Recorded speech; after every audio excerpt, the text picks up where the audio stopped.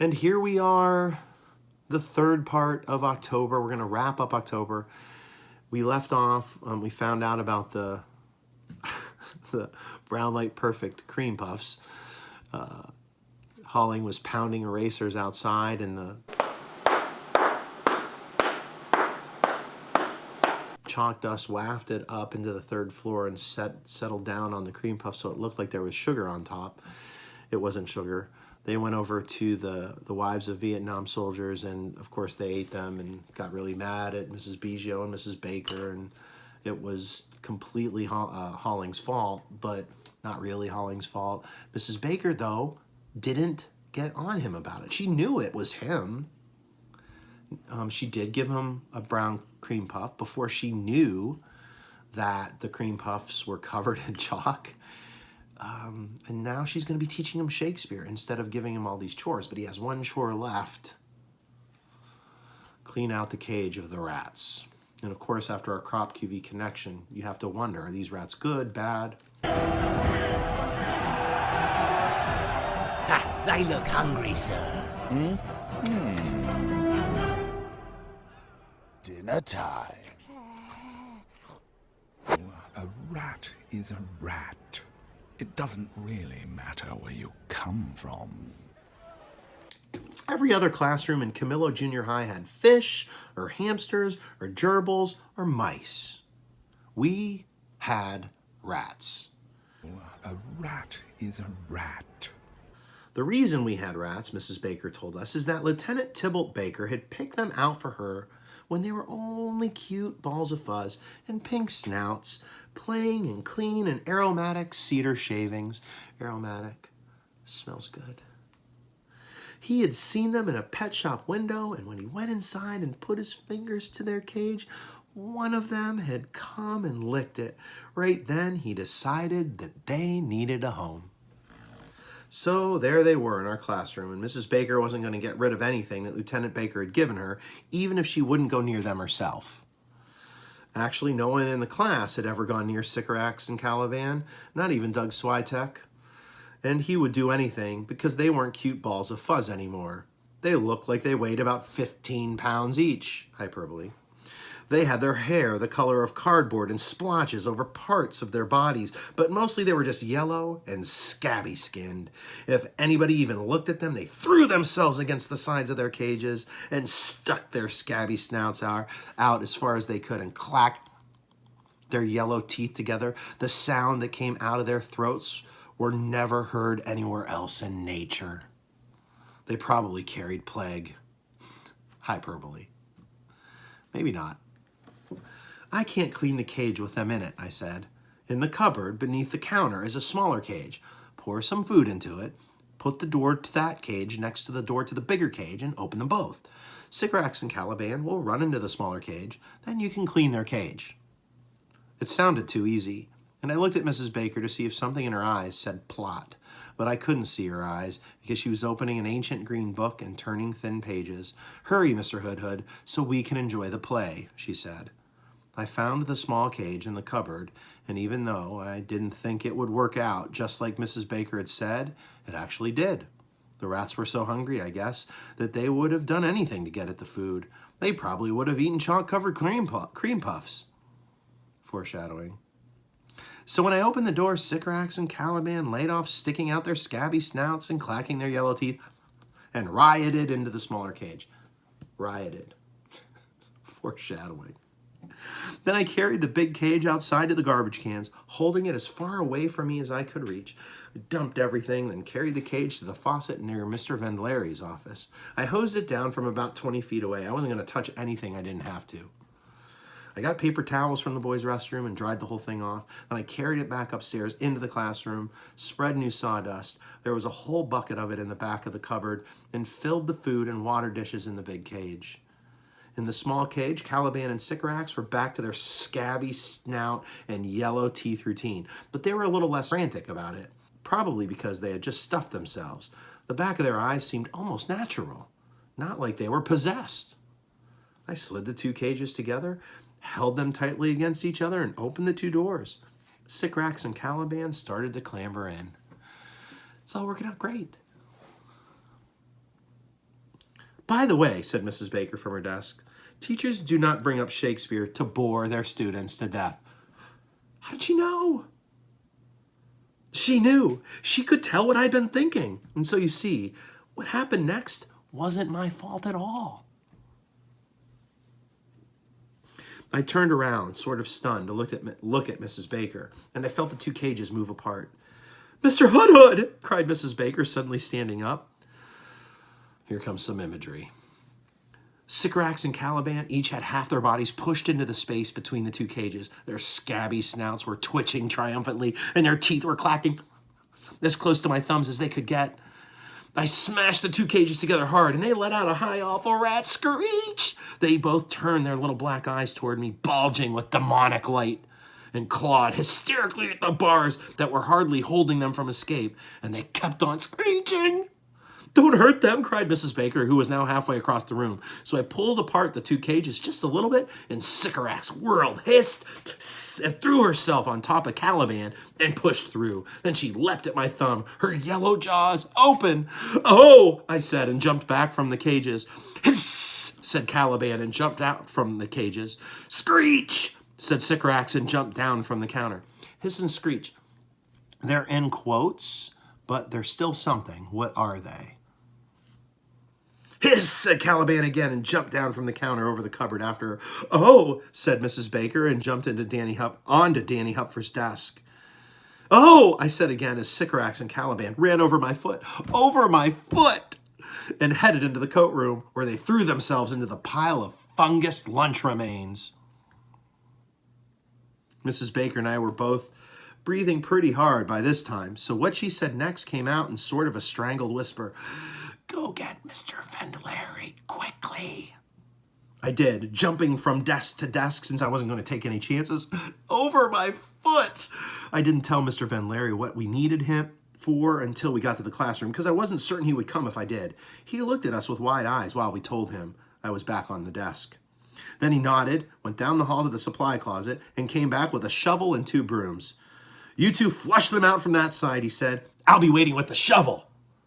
Flush them out, I said. Don't hurt them, said Mrs. Baker. Flush them out, I said again. I guess they didn't hear me. I won't hurt them unless they're going to hurt me, said Mr. Vendlary, which is exactly what they tried to do. Mrs. Baker and I climbed down from the desks.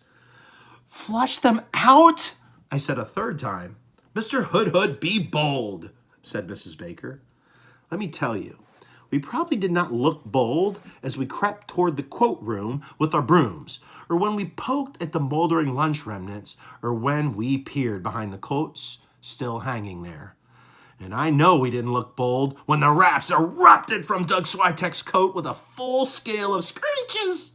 They howled and roared and slobbered toward Mr. Vendlary, Sycorax with a decaying cream puff still in her yellow jaws. We heard Mr. Vendlary holler, oh! And by the time we got to the other side of the coat room, Mr. Vendlary was up on Danny Hupfer's desk.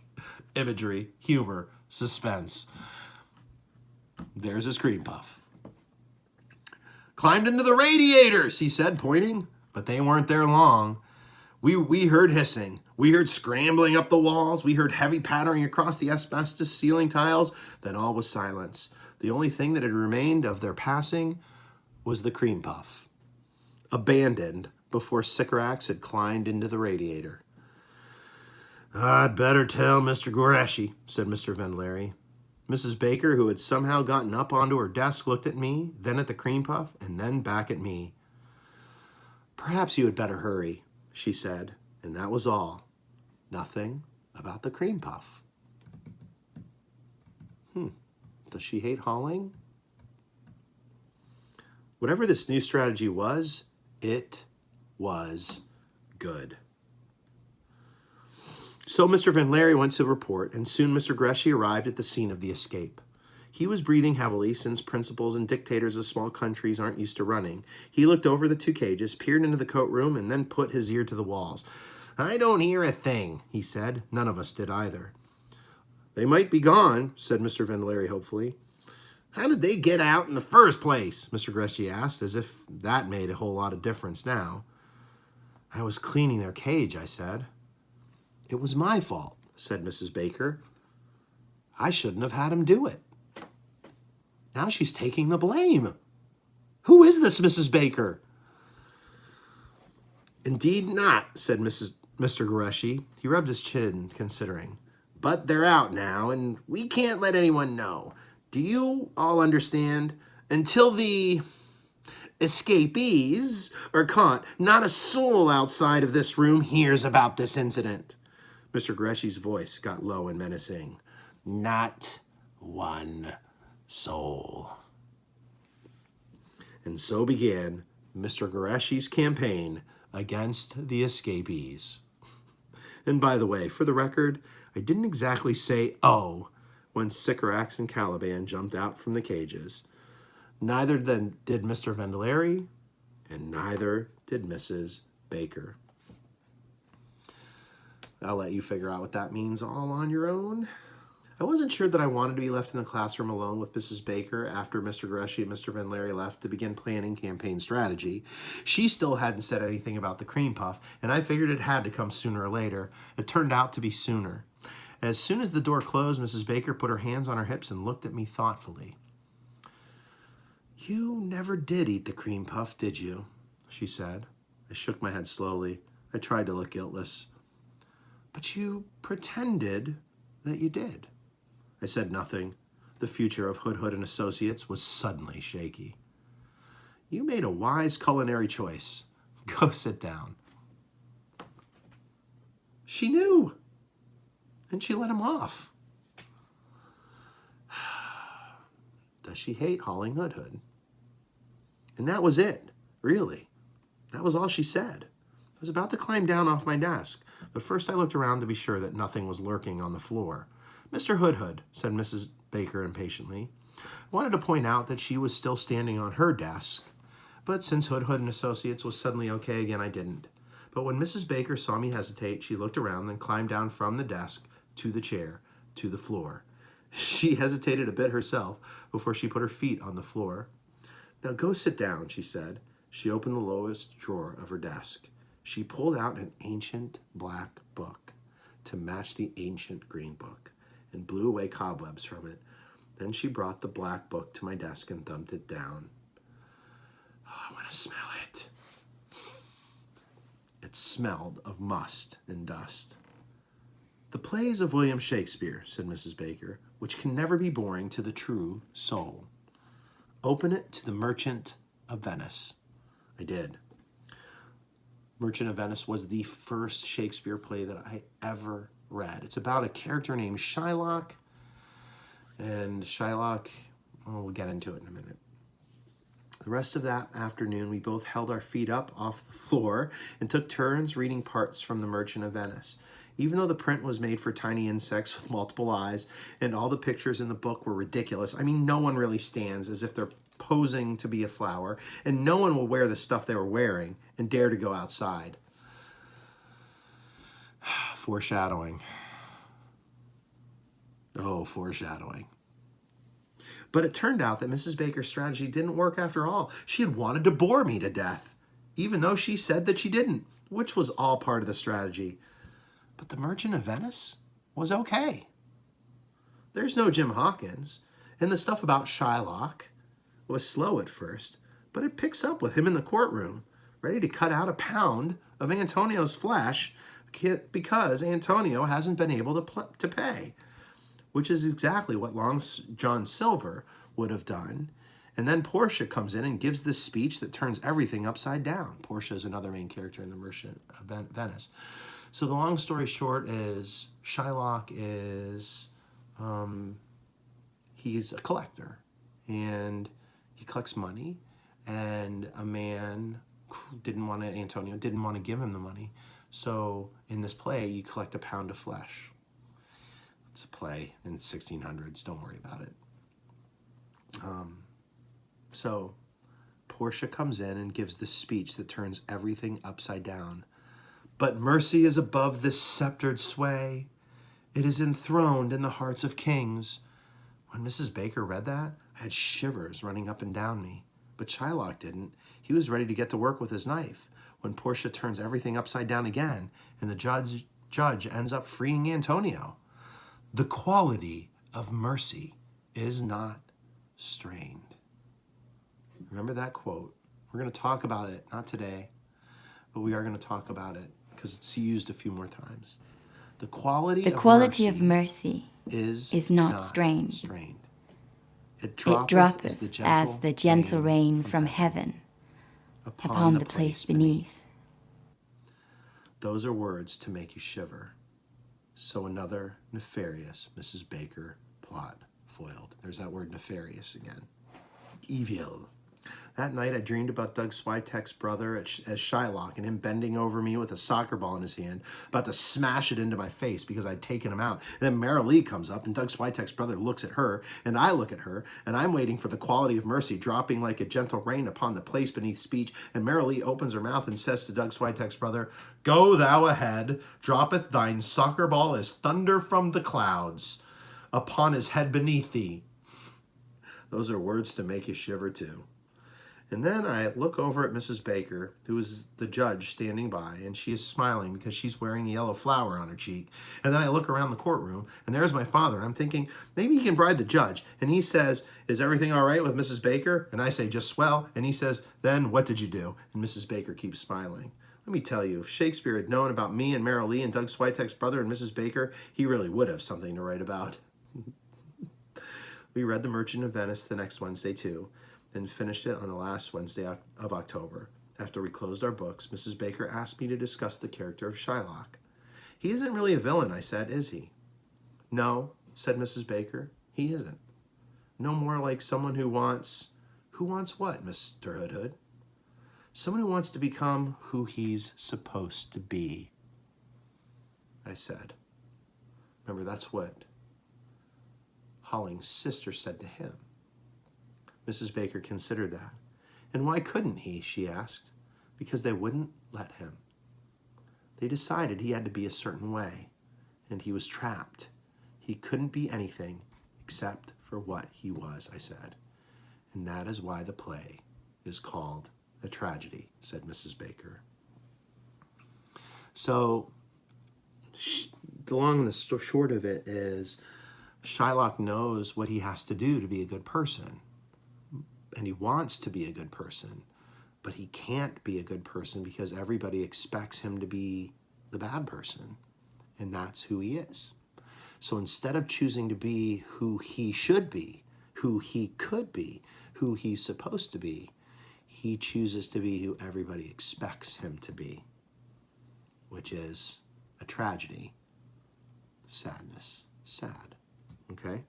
And Holling is only in 7th grade. He doesn't need to know what he's going to be as an adult, but I don't think he wants to be the son who's going to be the next lead architect of Hood and Associates. He may want to be that, but that's who his dad wants him to be. And Holling obviously doesn't know who he wants to be yet. So that's the end of October.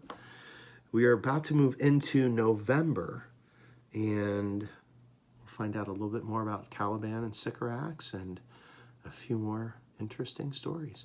So good job.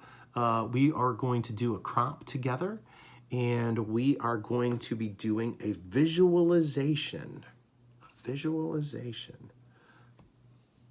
So follow your directions on your checklist, and I will see you in the video. You see me, Lord Bassanio, where I stand, such as I am. Though for myself alone, I would not be ambitious in my wish to wish myself much better. Yet for you, I would be trebled 20 times myself. 1,000 times more fair. 10,000 times more rich, that only to stand high in your account I might in virtues, beauties, livings, friends, exceed account. But the full sum of me is some